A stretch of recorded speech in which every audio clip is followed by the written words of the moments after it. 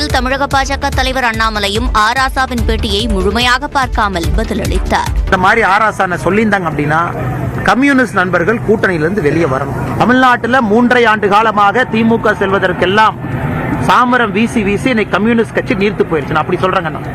ஆராசாவின் பேச்சை முழுமையாக புரிந்து கொள்ளாமல் எழுப்பப்பட்ட கேள்விகளும் அதற்கான பதில்களும் விமர்சனத்திற்கு உள்ளாகி இருக்கின்றன.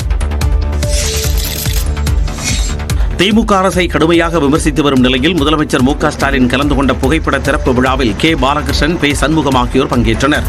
சென்னை தேனாம்பேட்டையில் உள்ள காமராஜர் அரங்கில் முன்னாள் பிரதமர் மன்மோகன் சிங் மற்றும் முன்னாள் சட்டமன்ற உறுப்பினர் EVKS இளங்கோவன் ஆகியோரின் புகைப்படங்களை முதலமைச்சர் மு க ஸ்டாலின் திறந்து வைத்து மரியாதை செலுத்தினார்.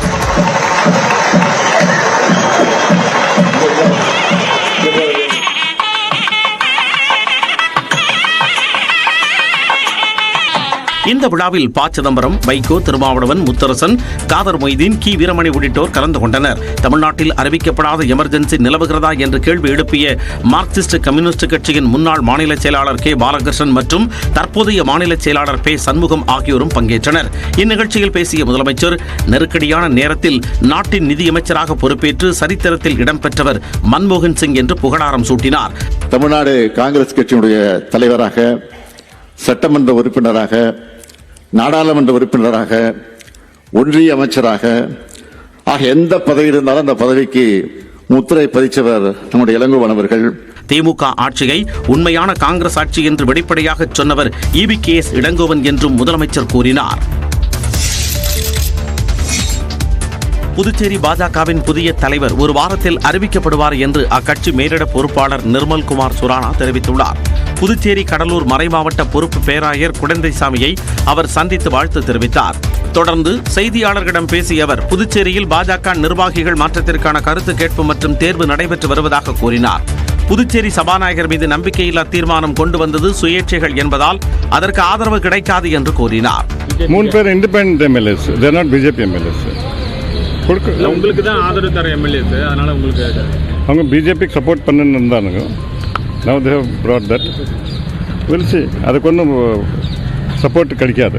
புதுச்சேரி அமைச்சரவை மாற்றம் குறித்து தாங்கள் பேசியிருப்பதாகவும் இது குறித்து மூத்த தலைவர்கள் தகவல் தெரிவிப்பார்கள் என்றார்.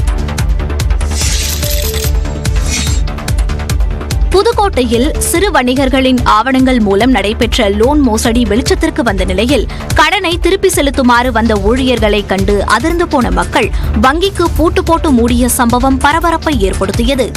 குளவாய்ப்பட்டி கிராமத்தை சேர்ந்த மணிகண்டன் தனியார் வங்கியில் கடன் வாங்கி தருவதாக சிறு வணிகர்களிடம் ஆவணங்களை பெற்று பல்வேறு மோசடிகளை செய்து பணத்தை தன் கணக்கிற்கு மாற்றிக்கொண்டதாக கூறப்படுகிறது. ஏறத்தாழ 75 பேரிடம் 75 லட்சம் ரூபாய் வரை மணிகண்டன் மோசடி செய்ததாக கூறப்படும் நிலையில் அவரை கைது செய்து போலீசார் விசாரித்து வருகின்றனர். இந்நிலையில் மணிகண்டனால் ஏமாற்றப்பட்டவர்களிடம் வங்கி அதிகாரிகள் கடனை திருப்பி செலுத்துமாறு கூறியதாக சொல்லப்படுகிறது. இதனால் அதிருப்திக்குள்ளானவர்கள் ஊழியர்களை வெளியேற்றிவிட்டு வங்கிக்கு பூட்டு போட்டனர். இதுகுறித்து தகவல் அறிந்து வந்த போலீசார் பேச்சுவார்த்தை நடத்தி வங்கியை திறந்தனர். மேலும் மணிகண்டனுக்கு வங்கியில் இருப்பவர்கள் உதவியிருக்கலாம் என சந்தேகத்தின் பேரில் விசாரித்து வருவதாக போலீசார் தெரிவித்தனர். நாமக்கல்லில் தனியார் CBSE பள்ளியில் 12ஆம் வகுப்பு மாணவர் மொட்டை மாடியிலிருந்து கீழே விழுந்து இறந்ததாக கூறப்படும் சம்பவம் பரபரப்பை ஏற்படுத்தியுள்ளது. கரூரில் உள்ள கோவை நகரை சேர்ந்தவர் ராஜேந்திரன். இவரது மகன் அஜய் நாமக்கல் துறையூர் சாலையில் கூலிப்பட்டி என்ற இடத்தில் அமைந்துள்ள சைத்தன்யா டெக்னோ பள்ளியில் 12ஆம் வகுப்பு படித்து வந்தார். விடுதியில் தங்கியிருந்த அஜய் நேற்று முன்தினம் மொட்டை மாடியிலிருந்து கீழே விழுந்ததாக கூறப்படுகிறது. பலத்த காயங்களுடன் சேலத்தில் உள்ள தனியார் மருத்துவமனையில் அனுமதிக்கப்பட்ட அஜய் நேற்று உயிரிழந்தார். அடையாள அட்டை, புத்தகம், பேக் ஆகியவற்றுடன் அஜய் மாடிக்கு செல்லும் போது பதிவான CCTV காட்சிகளை எடுத்து காவல்துறையினர் விசாரிக்கின்றனர். சக மாணவர்களுடன் ஏற்பட்ட சண்டையின் போது அவர் கீழே தள்ளிவிடப்பட்டு கொலை செய்யப்பட்டாரா அல்லது தற்கொலை செய்யும் நோக்கத்தில் கீழே விழுந்தாரா எனவும் விசாரணை நடத்தப்படுகிறது. அதே நேரத்தில் தனது மகன் மரணத்தில் சந்தேகம் இருப்பதாகவும் முழுமையான விசாரணை நடத்த வேண்டும் எனவும் அவரது தந்தை ராஜேந்திரன் வலியுறுத்தியுள்ளார். சத்துணவு அமைப்பாளர்களுக்கான கூடுதல் பொறுப்பு படியை 1000 ரூபாயாக உயர்த்தி தமிழ்நாடு அரசு அரசாணை வெளியிட்டுள்ளது. சத்துணவு அமைப்பாளர்களுக்கு மாதத்திற்கு 600 ரூபாய் கூடுதல் பொறுப்புப்படி வழங்கப்பட்டு வந்த நிலையில் தற்போது 1000 ரூபாயாக உயர்த்தப்பட்டுள்ளது. ஒருவர் ஒன்றுக்கும் மேற்பட்ட மையங்களை கவனித்து வந்தாலும் ஒரு மையத்திற்கு உண்டான பொறுப்புப்படி மட்டுமே வழங்கப்படும் என அறிவிக்கப்பட்டுள்ளது. ஒரு வாரத்திற்கு மேல் கூடுதல் பணிபுரிந்தால் மட்டுமே கூடுதல் பொறுப்புப்படி வழங்கப்படும் எனவும் தெரிவிக்கப்பட்டுள்ளது. தற்செயல் விடுப்பு நாட்களை தவிர ஏனைய கூடுதல் பொறுப்பேற்ற நாட்களுக்கு பொறுப்புப்படி வழங்கப்படும் என குறிப்பிடப்பட்டுள்ளது.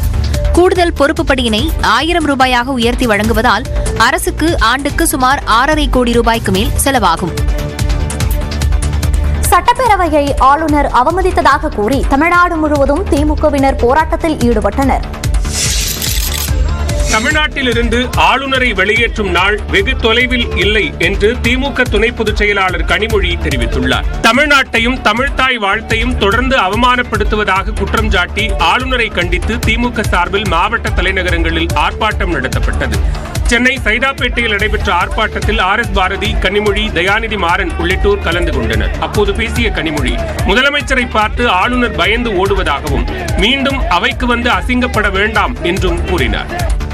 தொடர்ந்து ஒவ்வொரு நாளும் நீங்கள் தமிழ்நாட்டை, தமிழ் மக்களின் உணர்வுகளை, தமிழர்களை, எங்கள் சுயமரியாதையை அவமானப்படுத்திக் கொண்டே இருப்பீர்கள். நாங்க ஒவ்வொரு நாளும் அதை பார்த்துக்கிட்டு இருப்போம் அப்படின்னு நினைச்சீங்கன்னா நீங்கள் ஓட ஓட விரட்டப்படும் நாள் வெகு விரைவிலே இல்லை என்பதை நீங்கள் புரிந்து கொள்ள வேண்டும். இதனைத் தொடர்ந்து ஆளுநரை கண்டித்து அனுமதியின்றி போராட்டம் நடத்திய திமுகவினர் மீது சைதாப்பேட்டை காவல் நிலையத்தில் வழக்கு பதிவு செய்யப்பட்டது.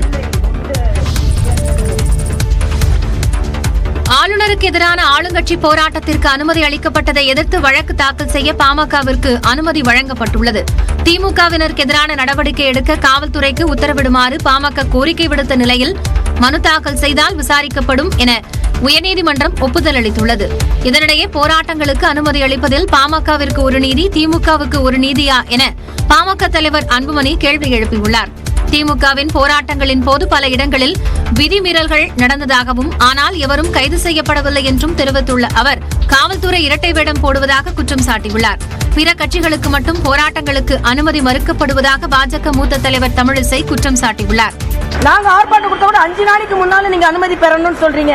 நேற்று அனுமதி பெற்று இன்று எப்படி ஆர்ப்பாட்டம் நடத்துகிறார்கள்?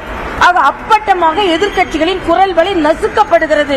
தமிழகத்தில் ஜனநாயகம் இல்லவே இல்லை என்ற குற்றச்சாட்டை நான் இங்கே வைக்கிறேன். திமுகவினர் யாரை எதிர்த்து ஆர்ப்பாட்டம் செய்கின்றனர் என்றும் தமிழிசை கேள்வி எழுப்பினார். முதலமைச்சரின் மகள் குறித்து சமூக வலைதளத்தில் அவதூறு பரப்பியதாக மயிலாடுதுறையைச் சேர்ந்த நாம் தமிழர் கட்சி நிர்வாகி கைது செய்யப்பட்டார். சென்னை சோழிங்கநல்லூரில் வசித்து வந்த தமிழரசன் நாம் தமிழர் கட்சியில் தகவல் தொழில்நுட்ப அணி பொறுப்பாளராக உள்ளார். கடந்த 2020ஆம் ஆண்டு பஹ்ரைன் நாட்டிற்கு வேலைக்கு சென்ற நிலையில் 2021ஆம் ஆண்டில் முதலமைச்சர் மு.க. ஸ்டாலின் மகள் குறித்து முகநூலில் தரக்குறைவாக விமர்சனம் செய்து பதிவிட்டதாக கூறப்படுகிறது. இதுகுறித்து திமுக நிர்வாகி அளித்த புகாரின் பேரில் பெண்கள் வன்கொடுமை தடுப்புச் சட்டம் உள்ளிட்ட 3 பிரிவுகளின் கீழ் வழக்கு பதிவு செய்து விசாரணை நடத்தி வந்தனர். இந்நிலையில் கடந்த வெள்ளிக்கிழமை பஹ்ரைனில் இருந்து மும்பை விமான நிலையம் வந்திறங்கிய தமிழரசனை மும்பை காவல்துறையினர் கைது செய்து மயிலாடுதுறை சைபர் கிரைம் காவல்துறையினருக்கு தகவல் தெரிவித்தனர். இதையடுத்து அவர்கள் மும்பை விரைந்து தமிழரசனை கைது செய்து மயிலாடுதுறைக்கு அழைத்து வந்து கிளை சிறையில் அடைத்தனர்.